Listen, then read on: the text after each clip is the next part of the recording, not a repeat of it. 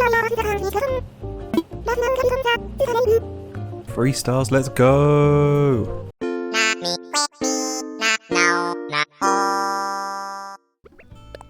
So hello everyone, I'm Tofu and welcome back to Gaol-Town. So as you can see, we've got a newly decorated flag, and as you've seen on the thumbnail of the video, we'll be building the entrance today. So let's get on that. So I started by moving the houses of our newly acquired Mayor of the Island, Beardo, and our resident hero, Mira.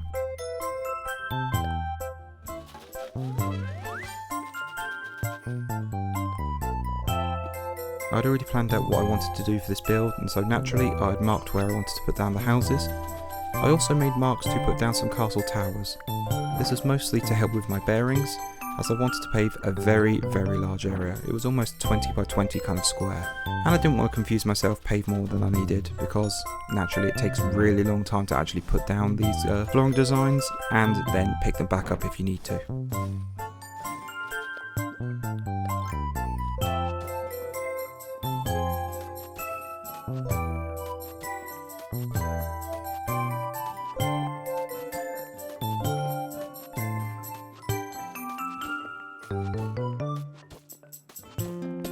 I just start by slapping down the perimeter of the build and then joining kind of towers together and then filling in the insides. But through the power of editing, I'll spare you having to watch me do all of that.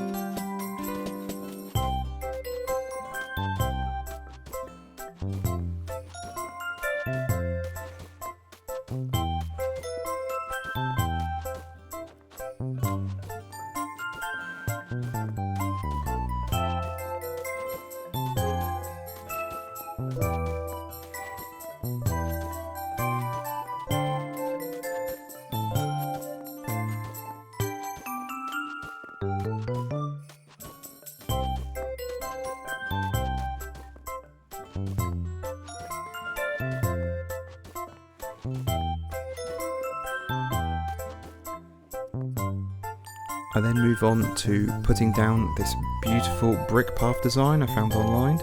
By the way, the creator code will be in the description below. This is for a main reason to split up the large kind of stone flooring area into different smaller segments and obviously give the look of different textures and different materials being used. And it helps it keep things a little bit more interesting.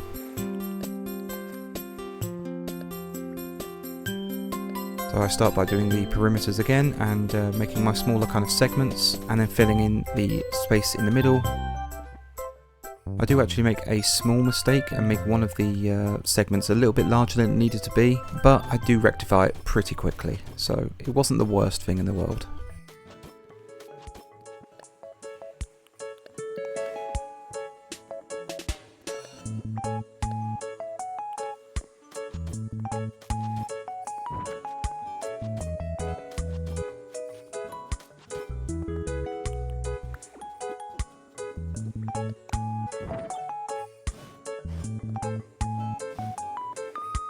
Like most of my builds, I ended up doing this really early in the game day, so something like 6 o'clock, may have even been 5, I'm not sure. I'm sure it pops up on the screen every now and again.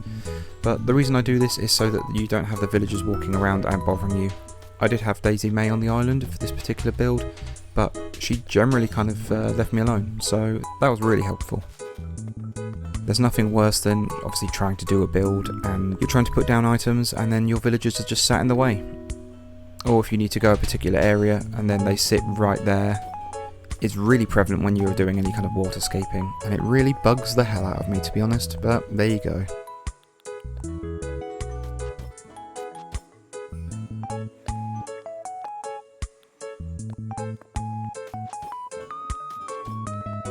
So this is the small section that I actually made slightly bigger than I wanted, but I did rectify it quickly like I said.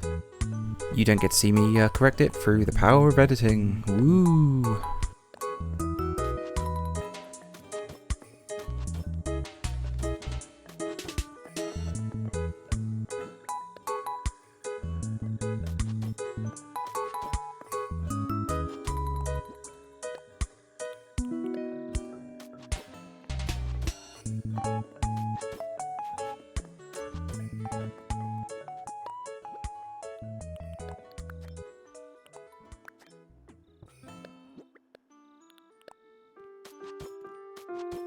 Once I got the different kind of quadrants down, I then move on to a small centerpiece. So this is almost going to act like a roundabout, just a little piece for the characters and the villagers to run around the island, or run around this very specific kind of courtyard.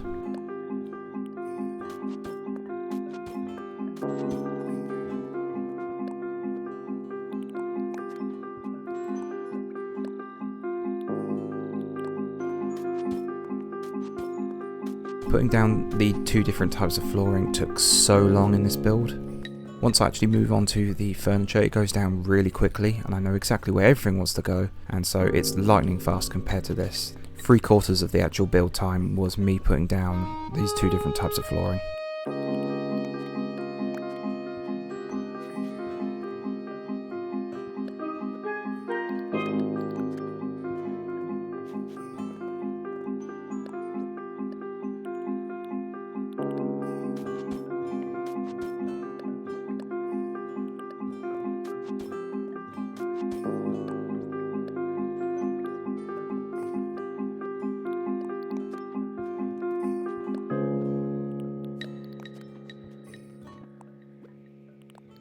And again, I move on to filling the different quadrants, so like I said, I'll spare you having to watch all of that.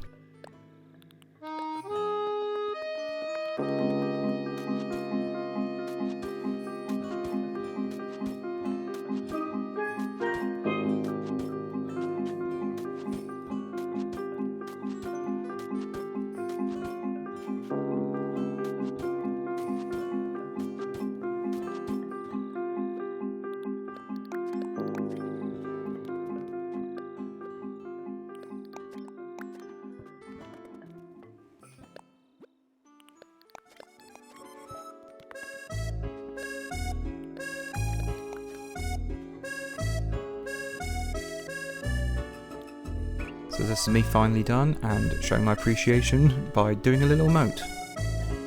But then I move on to putting up the castle walls and the castle gates, and medieval walls around the perimeter of the courtyard.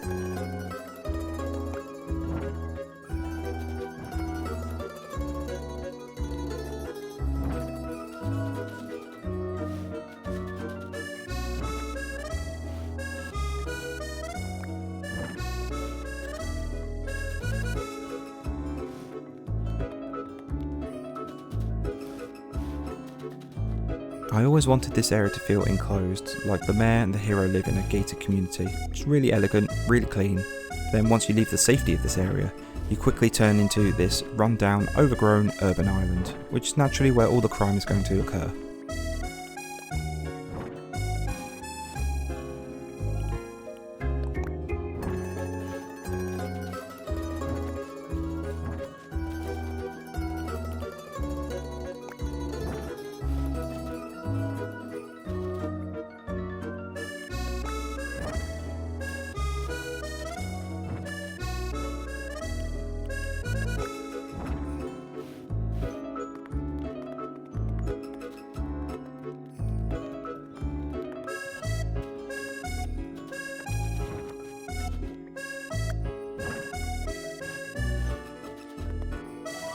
I then ummed and ahed about which way I should put the medieval walls, and which way they should face, because it doesn't really make sense with the roof kind of sloping onto the courtyard, and so when it actually rained you would end up getting water on the inside. But to be honest, I just prefer them facing this way, because you have the little window, the little light, it just adds a little something to the background of this build.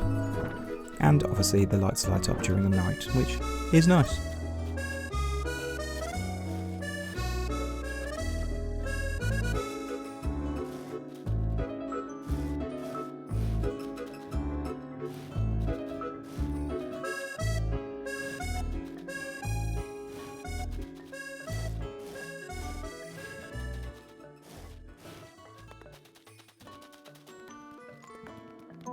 Again, I did make a slight mistake on one side of the castle walls, so they weren't quite symmetrical and I just had to kind of adjust ever so slightly, but I do correct in the end.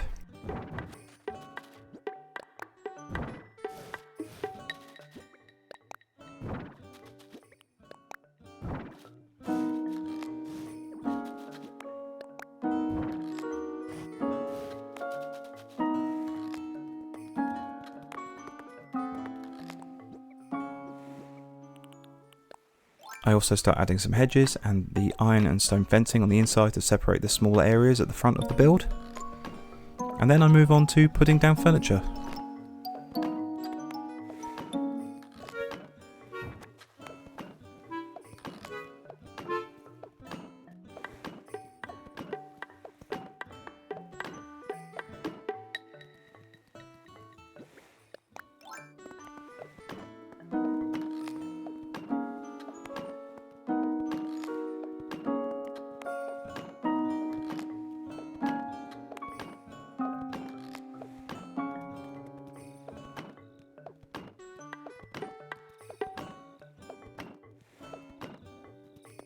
I always wanted a fountain to be the kind of centerpiece of this courtyard, and then I put the pergola and the nuptial bell from the wedding event behind it. Really trying to kind of bring home that elegant and fancy feeling.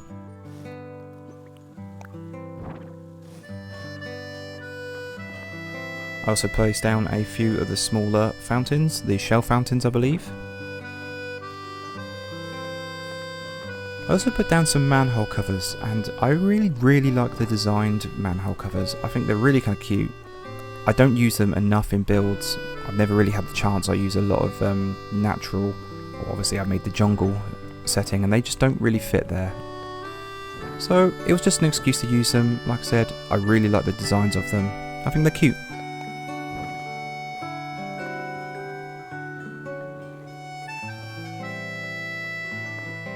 I naturally move on to placing down more items, so I end up putting down the marketplace decorations. I really love the flags on this, it's just a shame that they don't have more variation. I put down a fortune cookie stall on one side and a garden wagon on the other. So whilst there is symmetry in that there are two items that are roughly the same kind of size on opposite ends of the courtyard, they're obviously not the same. Also nice splashes of colour as well.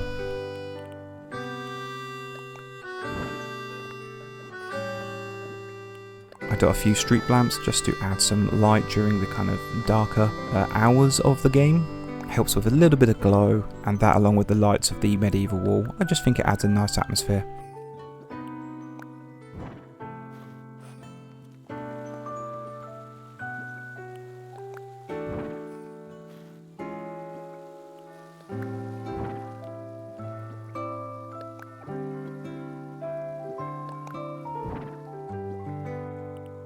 I then move on to some seating areas, so I make these both identical on both sides, so a little topiary with some chairs and then some plant petitions, so a nice seating area in amongst the greenery. I then move on to the frontmost sections and I put down a basic set of items. The evergreen ash tree either side, some street lamps, and then a couple of blue roses on some fancy looking pillars. I'm really trying to bring home that fancy and elegant feeling.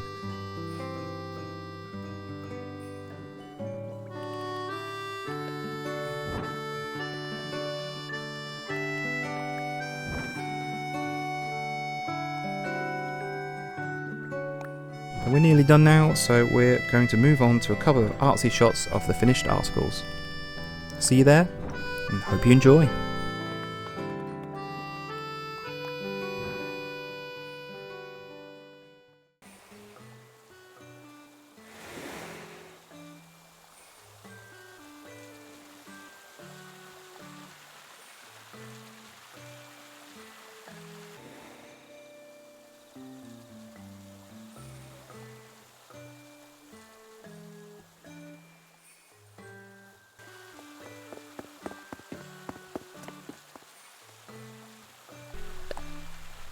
So there we have it guys, there is my elegant entrance that's hiding the crime island.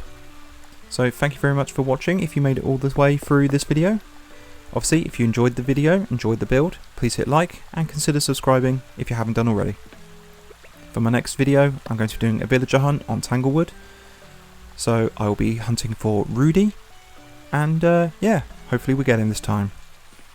So thank you very much, I hope to see you in the next one. And have a good one. Cheers guys!